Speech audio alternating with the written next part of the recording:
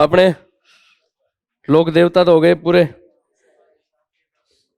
एक आधे रह गए तो उनको हाथ जोड़ लेना। और तो क्या कोई कमी तो है नहीं इनकी, जो जो इंपॉर्टेंट थे वो सब लिखवा दिए है। हाथ जोड़ ले जरडा जी को, बाबू जी को आगे साथ ही जरडा जी, और क्या है? कौन से? खेतला जी। मैं कह रहा हूँ जो भी बच्चे हैं ना उनको हाथ जोड़ लेना हवा, ठीक है?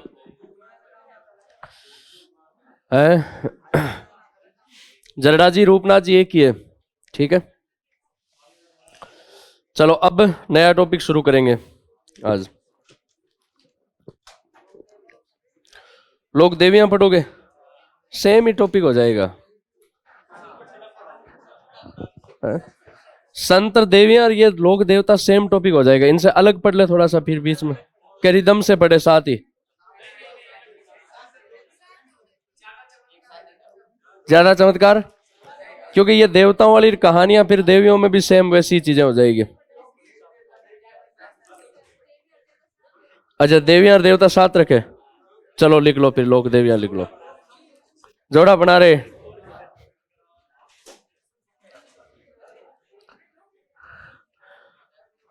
चलो लिखो आप लोक देवियां।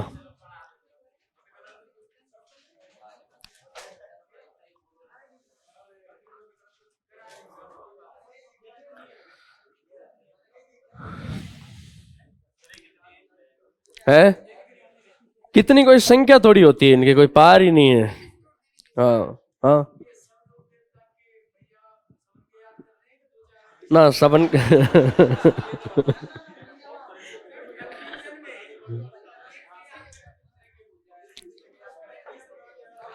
दो तीन बार पढ़ो, मेन मेन देवता जैसे है, जैसे पांच पीर है, तेजा जी है, देवनारायण जी है, तो ये तो आपको पता होना ही चाहिए। बाकियों के तो मंदिर मंदिर सामान्य सी बातें पूछ लेते हैं, ठीक है। बाकी पूछने का कोई भरोसा नहीं, ऐसा नहीं कि पढ़ो ही नहीं, पढ़ना पूरा ही है, मेले भी याद रखने। अब आवाज नहीं सुन लो है ना, मैया बाप है। जैसे लोक देवता पढ़े थे वैसे एक टॉपिक है आपके, कौन सा? लोक देवियां, ठीक है। सुन लो अब आराम से। अपने खूब सारी देवियां हैं जिनके बारे में आपको सामान्य सी बातें याद रखनी, जैसे लोक देवताओं में अपने पढ़े थे लोक देवताओं का जीवन परिचय, वैसे देवियों का भी जीवन परिचय, उनके मंदिर मेले उपनाम सारी बातें आपको याद रखनी है, ठीक है।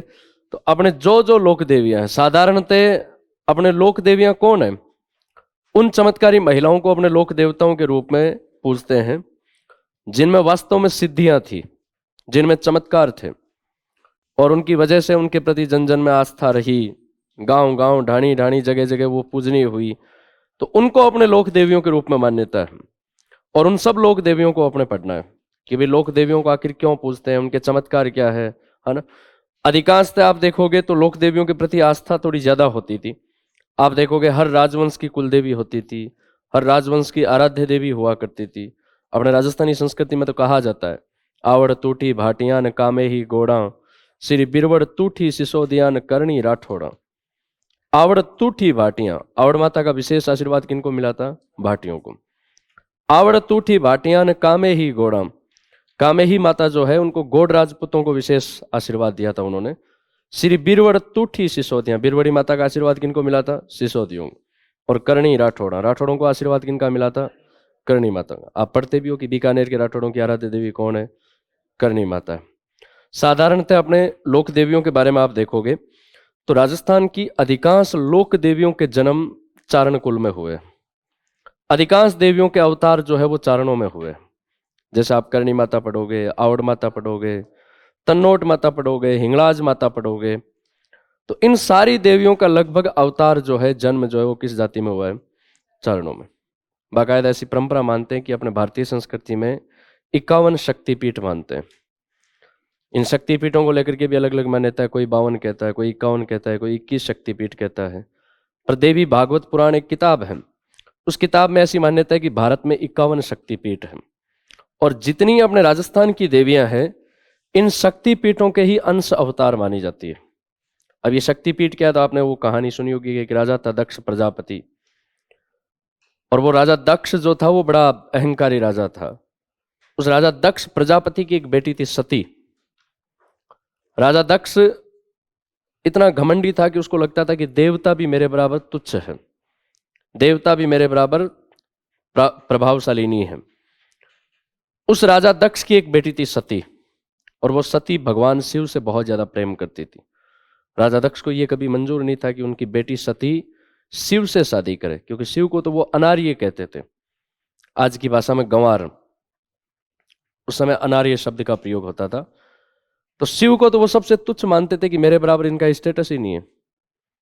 इतना उनको अपने पद प्रतिष्ठा का, दौलत का अहंकार हुआ करता था, ताकत का घमंड हुआ करता था। पर सती अपने पिता की इच्छा के विरुद्ध भगवान शिव से शादी कर लेती है। कुछ समय बाद ऐसा कहते हैं कि एक बार राजा दक्ष ने बहुत बड़े कोई यज्ञ का आयोजन करवाया था, और उस यज्ञ में देवताओं को, राक्षसों को, सबको न्योता दिया जाता है। भगवान शिव को आमंत्रित नहीं किया जाता है। सती को जब पता चला कि उनके पिता के यहाँ इतना बड़ा कोई आयोजन है, फंक्शन है, तो सती ने भगवान शिव को कहा कि मैं तो अपने पिता के यहाँ जाऊंगी। भगवान शिव ने कहा कि देख, तू मत जा, वहां तू जाएगी तो तेरा अपमान होगा, मेरा अपमान होगा, और मुझे अपमानित करने के लिए ही तेरा पिता राजा दक्ष जो है वो ऐसा कर रहा है। वरना मुझे बुलाना होता तो मैं इकलौता जवाई हूं, कम से कम व्हाट्सअप तो करते,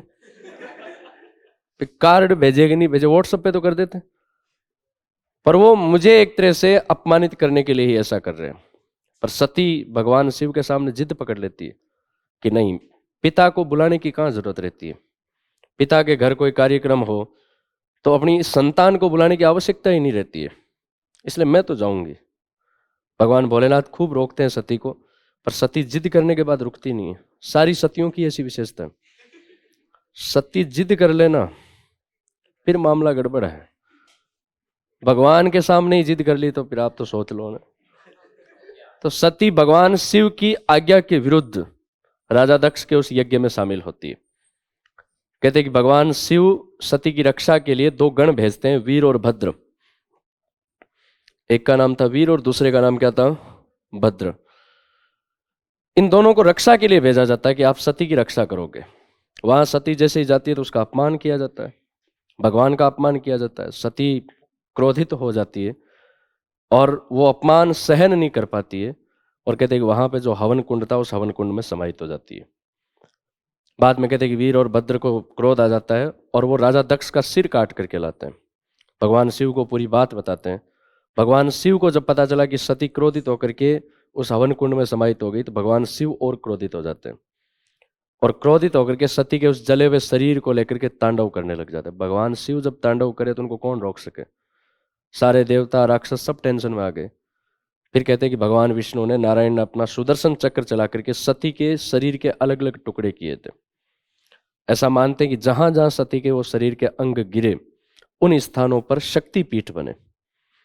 क्या बने थे? शक्तिपीठ। ऐसी मान्यता है कि भारत, पाकिस्तान, अफगानिस्तान और नेपाल, इन 4 देशों में टोटल 51 शक्तिपीठ है। और पहला जो शक्तिपीठ है वो माना जाता है हिंगलाज। एक देवी है, कौन सी? हिंगलाज माता। मारवाड़ी शब्द है हिंगड़ू। लाल रंग को हिंगड़ू कहते हैं। लाल रंग को क्या कहते हैं? हिंगड़ू। कहते हैं कि जहां सती की मांग गिरी थी, रंध्र गिरा था सिर का, उस स्थान पर एक शक्तिपीठ बना, और उसको क्या कहते हैं अपने? हिंगलाज माता। पाकिस्तान के सिंध में बलूचिस्तान के पास एक लासबेला नाम का गांव है, वहां पे हिंगलाज माता का मंदिर है। जहां सती की आंखें गिरी वहां पे शक्तिपीठ है, नैना देवी। ऐसे अलग अलग शक्तिपीठ हैं। अपने राजस्थान में जैसे जमुआ आपके जोबनेर में है ना, ज्वाला माता, इनको शक्तिपीठ के रूप में मान्यता है। उदयपुर में ईडाणा माता है, उसे शक्तिपीठ के रूप में पूजा जाता है। तो ऐसा मानते हैं कि अलग अलग शक्तिपीठ हैं, और इन्हीं शक्तिपीठों से फिर अलग अलग देवियों के अवतार हुए थे। ठीक है, आप देखोगे कि राजस्थान में प्रारंभिक देवियां जैसे आवड़ माता, करणी माता है, तो सब वो हिंगलाज माता के ही रूप में। आवड़ माता हिंगलाज माता का अवतार हुई, फिर करणी माता आवड़ माता का अवतार हुई। तो यहीं से अपने अवतारों की परंपरा मानी जाती है। पहली जो देवी अपने पढ़ेंगे वो है आपके करणी माता। पहली देवी कौन सी है? करणी माता। ये नाम आपने कई बार सुना होगा। करणी माता का मंदिर कहाँ है, चूहों वाली देवी किसे कहते हैं, ऐसे कई प्रश्न पूछे जाते हैं। तो करणी माता के बारे में आपको ध्यान रखना है। सामान्यतः इस देवी के कुछ एक उपनाम याद रखने हैं। करणी माता आवड़ माता का अवतार मानी जाती है। किन का अवतार मानी जाती है? आवड़ माता या तेमड़े राय का अवतार।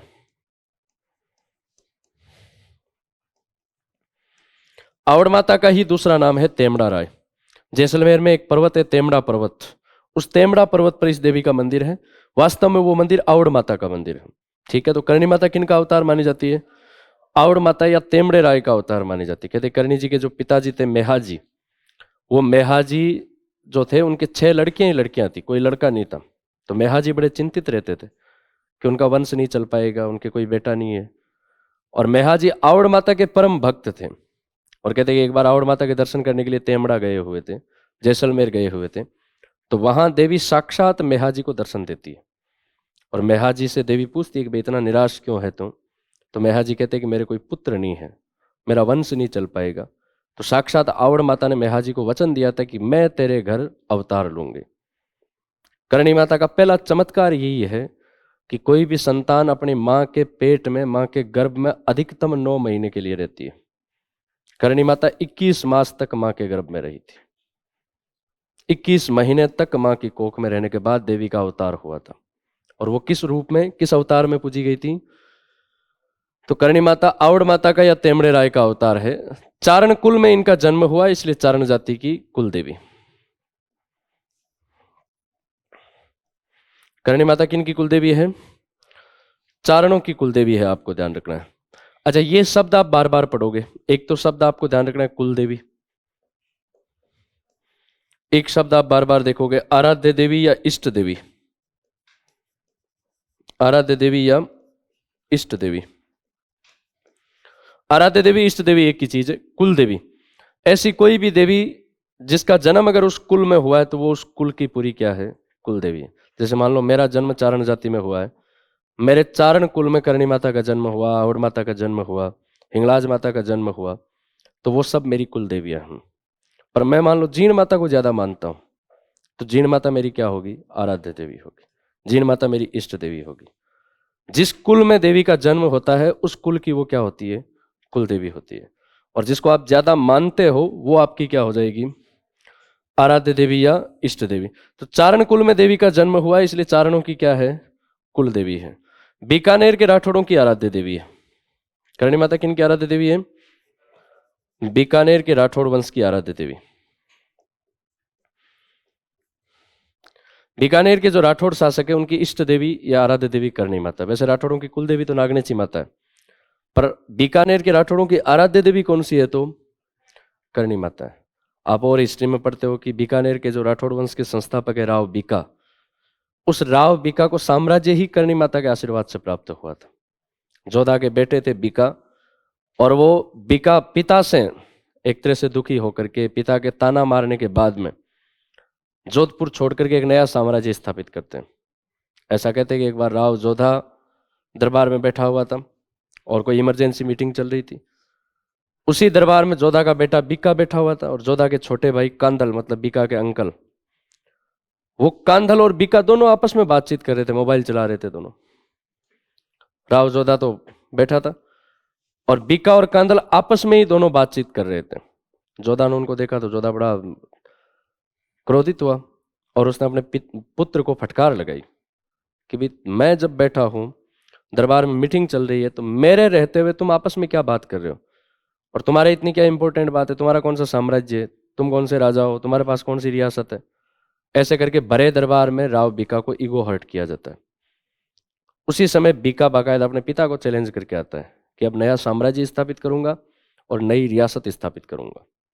वहां से करणी माता जो है, ये राव जोधा अपनी धर्म बहन मानते थे करणी माता को, और बीका जो है वो करणी माता के पास आता है और करणी माता के कहने पर जांगल भूमि या जांगल प्रदेश जिसको अपने कहते हैं, बीकानेर के आसपास वाला पूरा क्षेत्र, ये बंजर क्षेत्र हुआ करता था।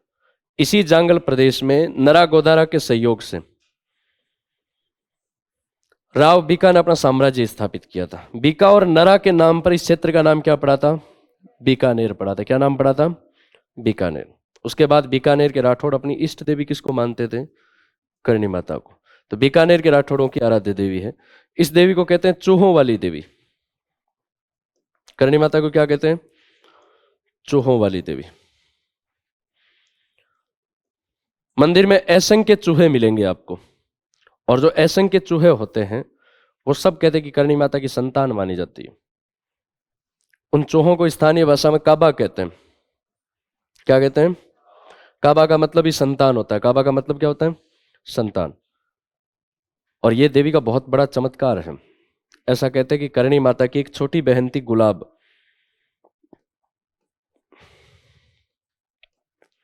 और इन गुलाबबाई का एक पुत्र था लाखन। गुलाबबाई के पुत्र का नाम क्या था? लाखन। ये लाखन करणी माता को बहुत ज्यादा प्रिय था और करणी माता के साथ ही हमेशा रहा करता था। करणी माता लाड प्यार से इसे पुत्र के समान पालती थी। एक बार कहते कि ये लाखन कोलायत झील में गायें चरा रहा था आसपास, और कोलायत झील में स्नान करने के लिए जाता है और कोलायत में डूबने के कारण लाखन की मौत हो जाती है। तो करणी माता की छोटी बहन गुलाबबाई उनको ताना मारती है कि भाई आप तो साक्षात जगदम्बे हो, आप तो साक्षात चमत्कारी देवी हो, आपने अनगिनत चमत्कार किए हैं, आप अपने लाडले लाखन को जीवित नहीं कर सकते।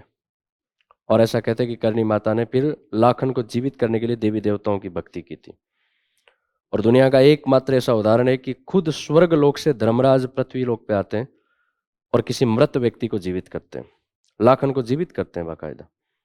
और करणी माता को वचन देते हैं कि आज से तुम्हारे पति देपा जी के वंशज, मतलब देपावच्चारण, देशनोक में देपावच्चारण है, ये देपा जी के जो वंशज है, देपावच्चारण जो है, ये मरने के बाद ना स्वर्ग में जाएंगे ना नरक में जाएंगे। देशनोक के चारणों के स्वर्ग नरक का खेल ही नहीं है, ऐसी मान्यता है। ऐसा कहते हैं कि देशनोक का चारण कोई मरता है तो मंदिर में काबा बनता है, और मंदिर में कोई काबा मरता है तो देशनोक में चारण कुल में कोई जन्म लेता है। इसलिए जितने ही चूहे हैं वो सब करणी माता की संतान मानी जाती है। आप मंदिर में जाओगे तो 25,000 चूहे, पिछले 400 साल से 25,000 चूहे रह रहे हैं। बाकायदा यूनिवर्सिटियां रिसर्च करती है कि ऐसा कारण क्या है कि इतने चूहे होने के बावजूद भी आज तक देशनोक में प्लेग की बीमारी नहीं फैली है। जब पूरी दुनिया में प्लेग की महामारी फैली थी, उसके बावजूद देशनोक में आज तक कभी कोई प्लेग से नहीं मरा है। पर वो अपनी अपनी विश्वास मान्यताएं हैं, आप मानो तो ठीक है, नहीं मानो तो ठीक है। लोगों का विश्वास है, ऐसा भरोसा है देवताओं के प्रति, देवियों के प्रति, तो वो सारे बाकायदा, आप मंदिर में पैर भी रखोगे तो यूं सरका सरका के पैर चलना पड़ेगा, वरना कोई चूहा पैर के नीचे आ जाए, तुम किसी चारण का मर्डर कर दो,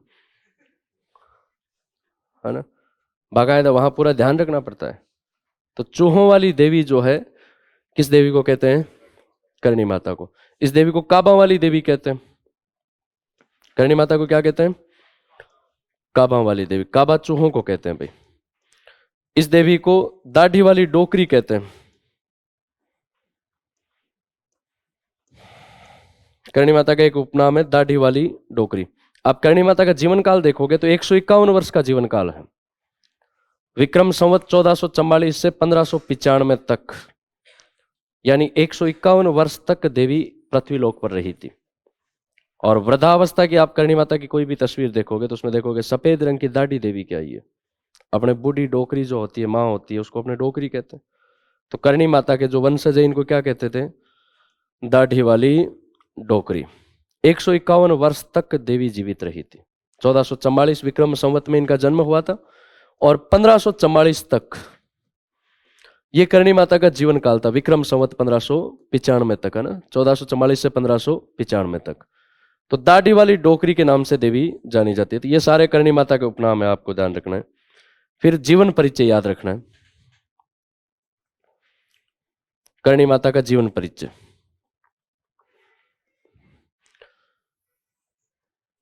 करणी माता का जन्म हुआ था विक्रम संवत 1444, आश्विन शुक्ल सप्तमी के दिन।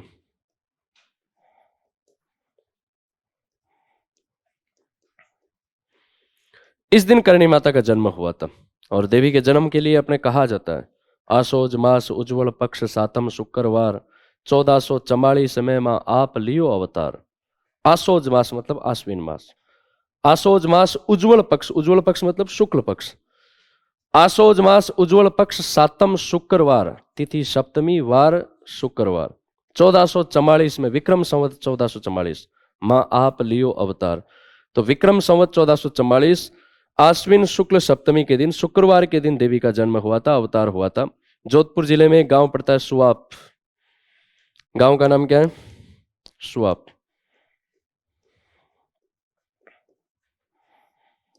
सुआप है कहां पे? फड़ौदी के पास में, जिला जोधपुर। ये करणी माता की जन्म स्थली है। जन्म कहां पे हुआ? तो जन्म स्थान आपको ध्यान रखना है कौन सा है? सुआप। पिता का नाम है मेहाजी किनिया। करणी माता के पिता का नाम क्या है? तो मेहाजी किनिया। किनिया चारणों की एक गोत्र है भाई। चारण जाति की किनिया शाखा में करणी माता का जन्म हुआ था। मां का नाम है देवल। माता का नाम क्या है? देवल। यह शब्द कई बार आता है। करणी माता के बचपन का नाम पूछा जाता है, तो करणी माता के बचपन का नाम था रिद्धिबाई या रिद्धुबाई।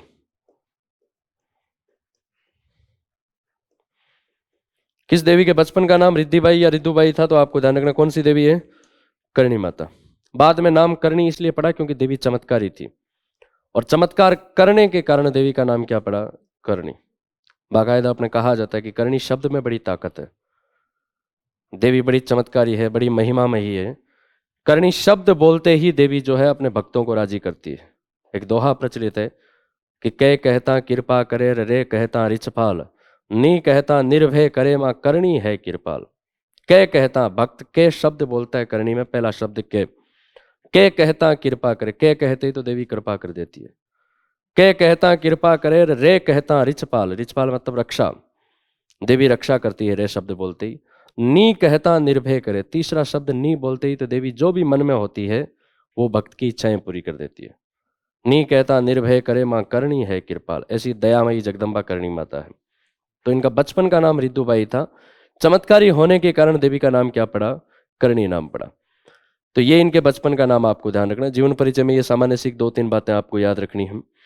करणी माता के अनेकों चमत्कार थे, और इन अनेकों चमत्कारों में ऐतिहासिक उपलब्धियां अक्सर पूछ ली जाती है। जैसे एक ऐतिहासिक उपलब्धि तो कई एग्जाम में पूछी जाती है। 1459 में राव जोधा एक नगर बसाते हैं, जोधाना, जिसको आज अपने क्या कहते हैं? जोधपुर कहते हैं।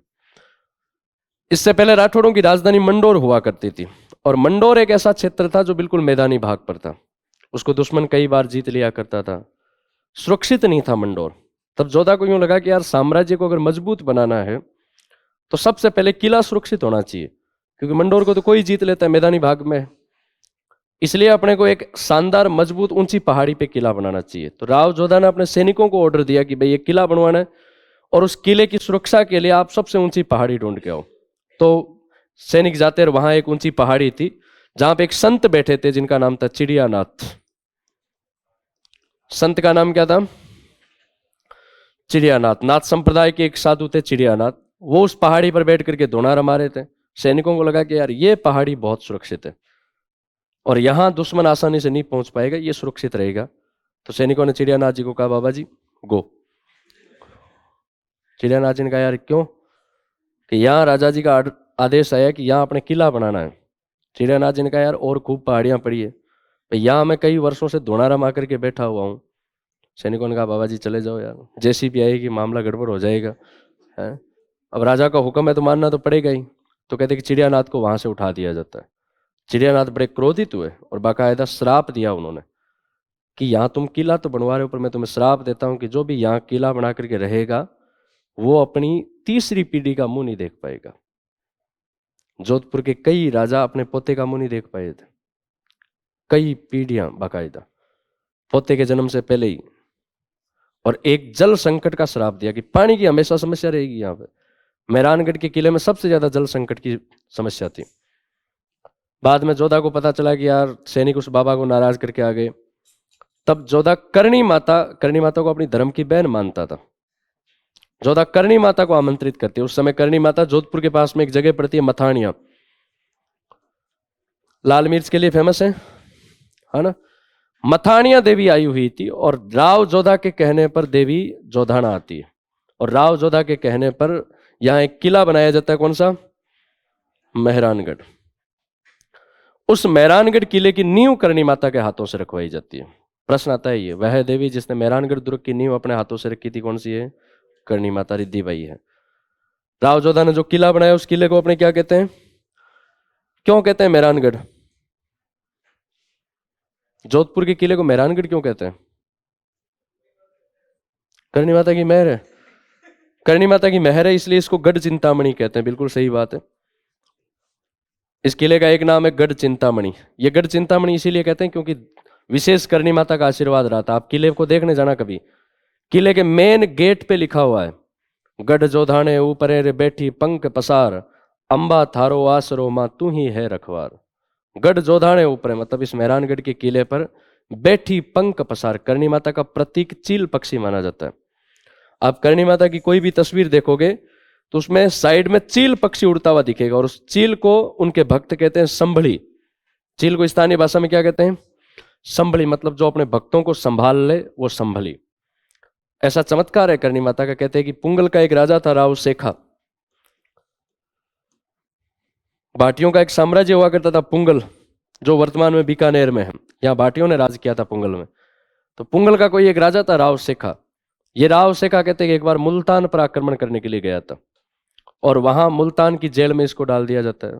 ये हार जाता है युद्ध और इसको गिरफ्तार करके मुल्तान के शासक ने जेल में डाल दिया। राव सेखा करणी माता का प्रिय भक्त था। थोड़े समय बाद राव सेखा के घर पे उनकी बेटी की शादी का समय आया। राव सेखा को सूचना मिली कि घर पर बेटी की शादी है। तो राव सेखा बड़ा दुखी हुआ कि मैं कैसा अभागा बाप हूं कि मैं अपनी बेटी का कन्यादान नहीं कर पाऊंगा। भाई पिता का सबसे बड़ा धर्म क्या है? कन्यादान।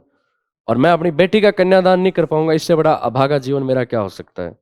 तो कहते कि राव सेखा ने करणी माता को याद किया कि मावड़ी एक बार यहां से बचा और मैं अपनी बेटी का कन्यादान करना चाहता हूं। और ऐसा कहते हैं लोग कि देवी ने चील का रूप धारण करके सेखा को मुल्तान की कैद से मुक्त करवाया था।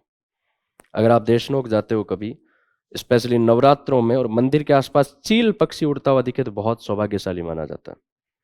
चील साक्षात देवी का रूप माना जाता है। आप करणी माता की कोई भी तस्वीर देखोगे तो उसमें देखोगे कि चील पक्षी, जिसको संभली कहते हैं, ये चील पक्षी उड़ता हुआ दिखेगा। ये करणी माता का साक्षात रूप माना जाता है। तो मेहरानगढ़ के किले पर बाकायदा चील का पक्षी का एक चित्र आपको जरूर देखने को मिलेगा। इस किले की नींव करणी माता ने रखी थी। करणी माता का विशेष आशीर्वाद रहा था, इसलिए इस किले को गढ़ चिंतामणि कहते हैं। मेहरानगढ़ क्यों कहते हैं? मेहर नाम के नहीं, राजिया नाम के व्यक्ति की बलि दी गई थी। राजा राम मेघवाल जो है उनकी बलि दी गई थी। मेहरानगढ़ क्यों कहते हैं?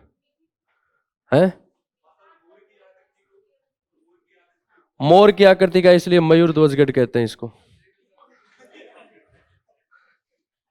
इनका सही जवाब है मिहिर। फारसी भाषा का एक शब्द है मिहिर। मिहिर का मतलब होता है सूर्य। मिहिर का मतलब क्या होता है? सूर्य का फारसी वर्ड है मिहिर। ठीक है, वास्तव में इस किले का सही नाम है मिहिरानगढ़। अपने अपभ्रंश है मेहरानगढ़, तो सही शब्द है मिहिरानगढ़। मिहिरानगढ़ का मतलब होता है सूर्यवंशी राजाओं का किला। राठौर सूर्यवंशी थे, तो सूर्यवंशी राजाओं का किला होने के कारण इसका नाम क्या था? अपने बोलते बोलते मिहिरानगढ़ को क्या कर दिया? मेहरानगढ़ कर दिया। ठीक है, मोर की आकृति का, इसलिए इसको मयूर ध्वजगढ़ भी कहते हैं। करणी माता ने नींव रखी, इसलिए इसको गढ़ चिंतामणि कहते हैं। आंतरिक भाग बड़ा है, इसलिए इसको कागमुखी भी कहते हैं। इसके कई नाम है किले के, कागमुखी भी कहते हैं इस किले को। तो इस किले की नींव करणी माता ने रखी थी, आपको ध्यान रखना है। राव बीका को साम्राज्य स्थापना का आशीर्वाद भी किस देवी ने दिया था? करणी माता।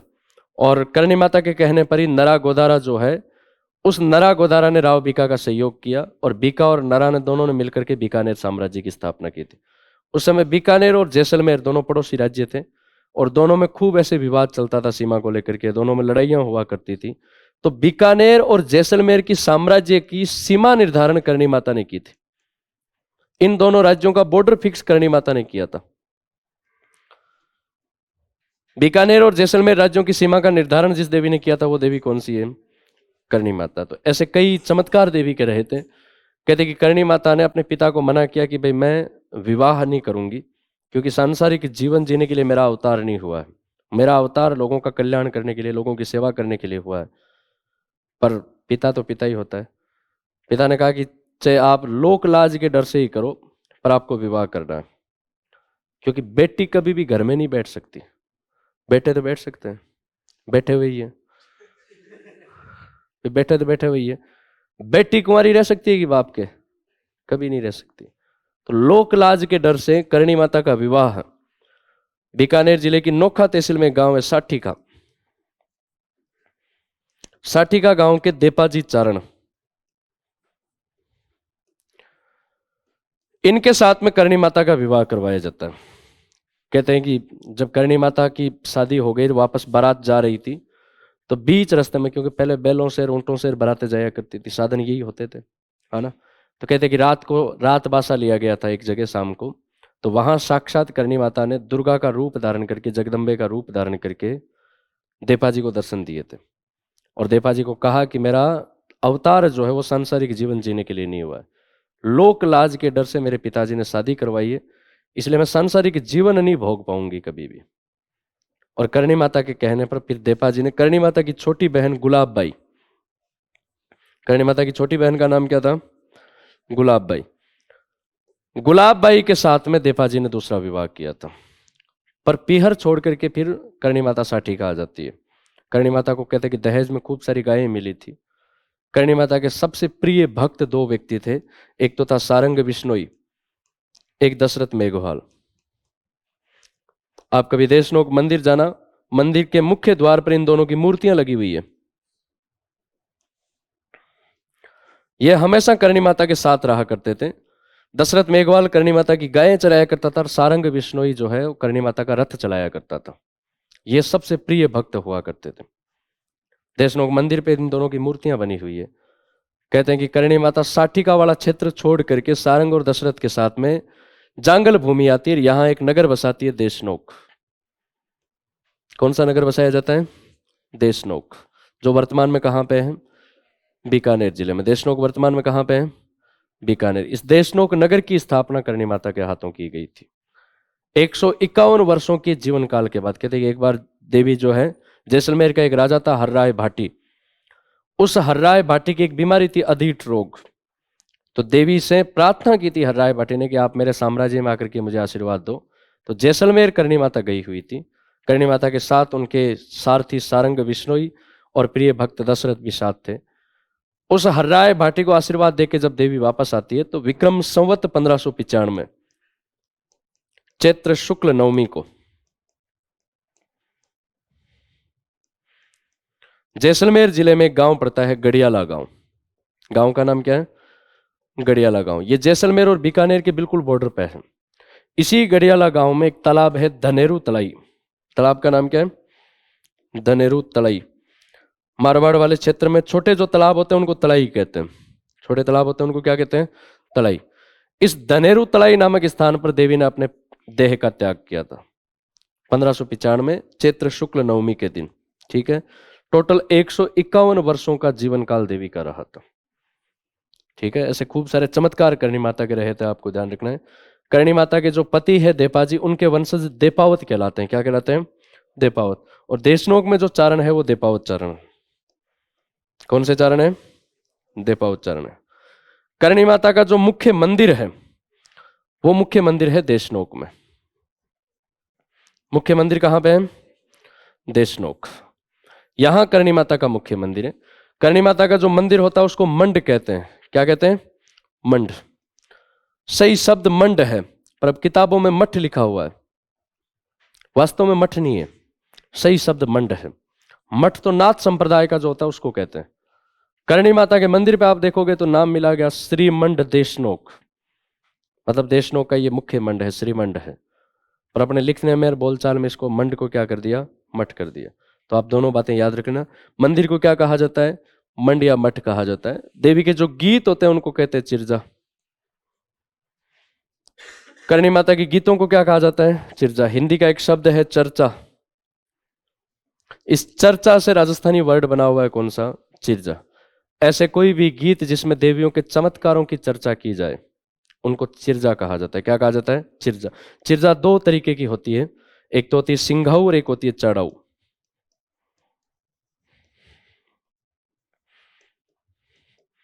साधारणतः देवी का आह्वान किया जाए उसको सिंघाऊ कहते हैं, और संकट के समय जो चिर्जा गाई जाए कि भाई अब तो देवी को सहायता के लिए, मदद के लिए आना ही पड़ेगा, उसको कहते हैं चढ़ाओ।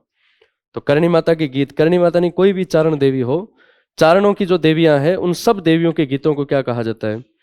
उन सब देवियों के गीत जो है वो चिर्जा कहलाते हैं। चर्चा से चिर्जा शब्द बना हुआ है। मंदिर को क्या कहते हैं? मठ कहते हैं। मेला लगता है चैत्र और आश्विन नवरात्रों में। अच्छा, लोक देवियों में आप देखोगे तो लोक देवियों के लगभग सारी देवियों के मेले नवरात्रों में लगते हैं। एक दो को छोड़ करके, एक दो जिनके अलग है वो याद रखना है आपको। जैसे केला मैया का मेला अलग लगता है, चैत्र शुक्ल अष्टमी को लगता है। नारायणी माता का मेला बैसाख में लगता है। रानी सती का मेला भादवे में लगता है, अमावस को। इन 4-5 देवियों को छोड़ करके बाकी सब देवियों के मेले नवरात्रों में, क्योंकि नवरात्र शक्ति पूजन का प्रतीक है। नवरात्र अपने साल में कितनी बार आते हैं?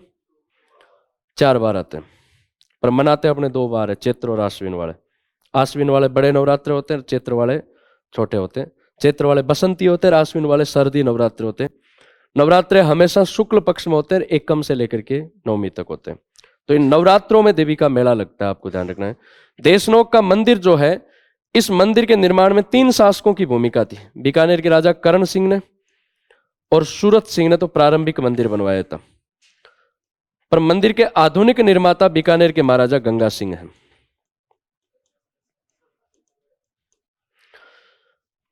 रोनिचा वाला मंदिर भी गंगा सिंह, और गोगामेड़ी मंदिर के आधुनिक निर्माता भी गंगा सिंह, और करणी माता मंदिर के भी आधुनिक निर्माता कौन है?